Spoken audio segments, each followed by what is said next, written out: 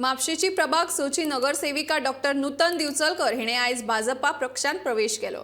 पक्षाध्यक्ष सदानंद शेट तानावणे हांणी तांकां पक्षांत रितसर येवकार दिलो।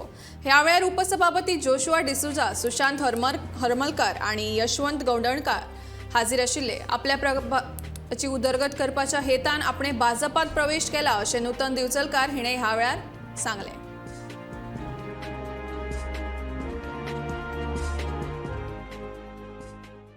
Because if you look at the condition, as an independent lady, I got elected, and it already is said and declared that it accidentally happened. I was in the social field. I was doing the work in the social throughout the all over Mapusa, especially in the interiors and all.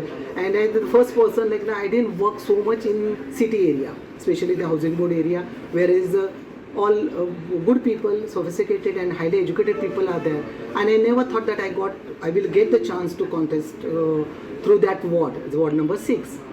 But after entering in this, and when I entered, automatically we got the chance of giving the service to the politics, and definitely the little bit direction wise and guidance and some ways are different to work out rather than going especially to do the work through NGOs. Rather than that, it is something as a backbone support is always required, what I felt.